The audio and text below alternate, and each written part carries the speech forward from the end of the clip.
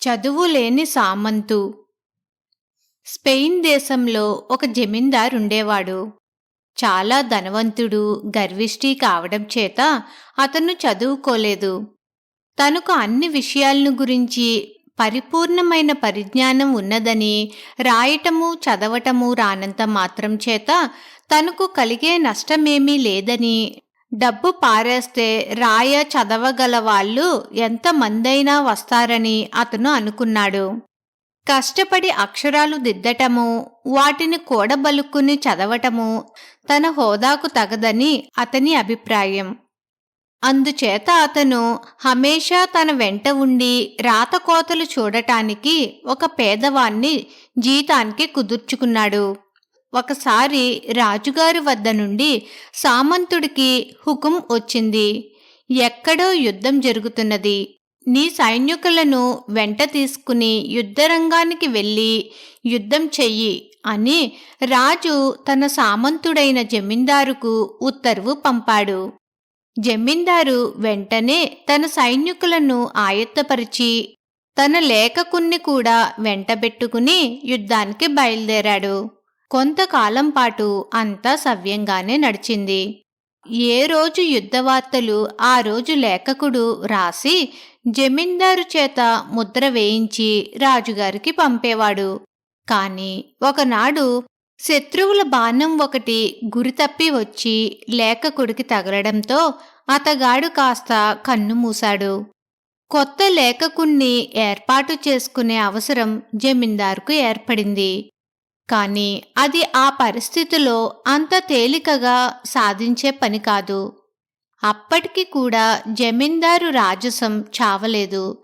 ఈ సమయంలో నాకు చదవటము రాయటము వస్తే ఎంత బాగుండేది అని అతను తన మనస్సులోనైనా అనుకోలేదు. ఇంతల్లో ఒక చిక్కు వచ్చి పడింది. ఒకనాడు రాజుగారి వద్ద నుంచి ఒక దూత వచ్చి జమీందారు చేతికి ఏదో ఉత్తరం ఇచ్చి వెంటనే తన గుర్రమెక్కి వెళ్ళిపోయాడు. రాజుగారు పంపిన ఆ సందేశం ఏమిటో జమీందారుకు తెలియలేదు.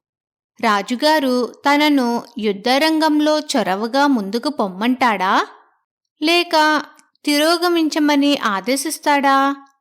జమీందారు చీకట్లో తడువుకుంటున్నవాడిలాగా అయోమయంలో పడి కొట్టుకుంటుండగా ఒక సైనికుడు ఆయన కంటపడ్డాడు. ఆ మనిషి జమీందారుండే గ్రామానికి పొరుగున ఉండేవాడే.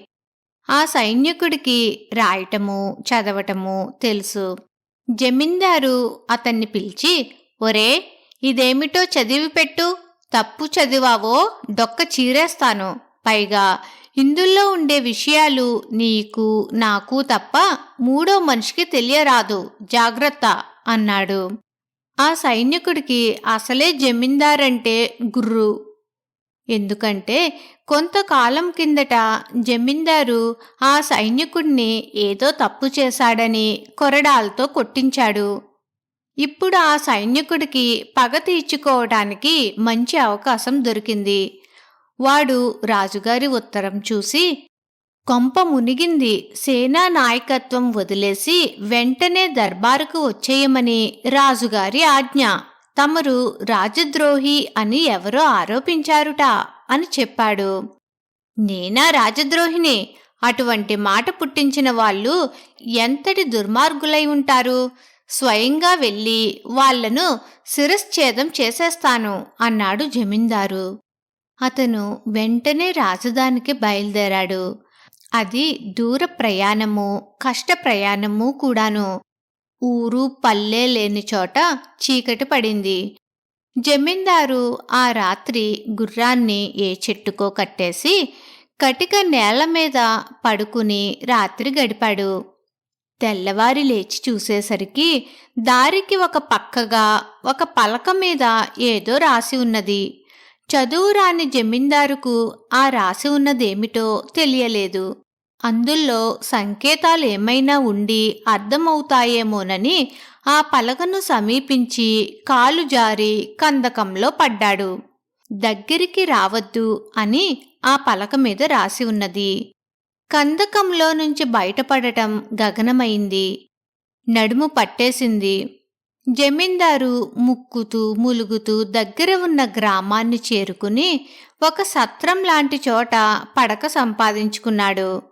ఆ సత్రంలోనే జమీందారుకు పొరుగు గ్రామం వాడు తారసిల్లాడు. వాడు జమీందారు నుంచి తప్పించుకుని పారిపోతున్నాడు. అందుచేత మళ్ళీ జమీందారు ప్రత్యక్షమయ్యేసరికి వాడి ప్రాణాలు ఎగిరిపోయినంత పని అయింది. కాని జమీందారుకు వాణ్ణి చూడగానే పోయే ప్రాణాలు తిరిగి వచ్చినంత ఆనందం కలిగింది. ఒరే, నేను రాజధానికి వెళ్లే స్థితిలో లేను. రాజుగారికి ఈ పరిస్థితి తెలుపుతూ కోలుకున్నాక వారి దర్శనం చేసుకుని నా పైన అబాండాలు వేసిన వాళ్ళ అంతు తేలుస్తానని రాయి అని జమీందారు ఆ మనిషిని కోరాడు. ఆ మనిషి జమీందారు రాయమన్నట్టు రాయక రాజును నానా దుర్భాషాలు ఆడుతూ ఉత్తరం రాసి ఇచ్చాడు. జమీందారు దానిమీద తన ముద్ర వేసి దాన్ని రాజుకు పంపేశాడు.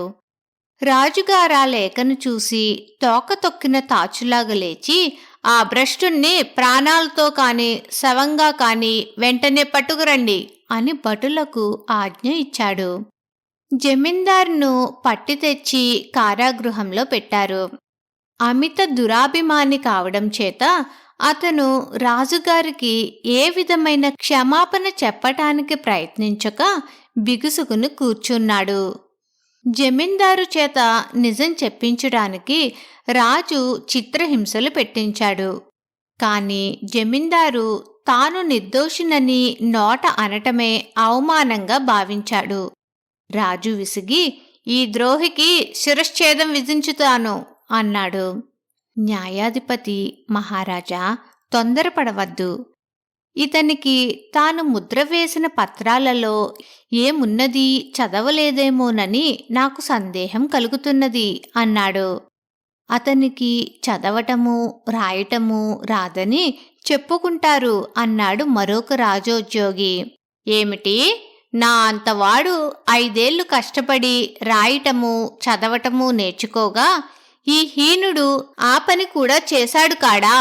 వాడికి చదువు రాదని ఎలా రుజువు చేస్తారు అని రాజు తన వారిని అడిగాడు.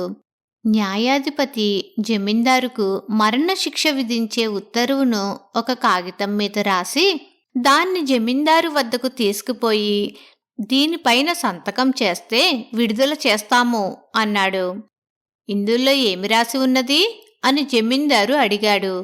నీవు నిర్దోషివని, నీ పైన తెచ్చిన అభియోగం నిజం కాదనీను అన్నాడు న్యాయాధిపతి. మంచిది, అలా అయితే సంతకం చేస్తాను అంటూ జమీందారు వెంటనే తన ముద్రిక తీసి ఆ కాగితం మీద ముద్ర వేశాడు. జమీందారు నిరక్షరుడని రాజుకు తెలిసిపోయింది.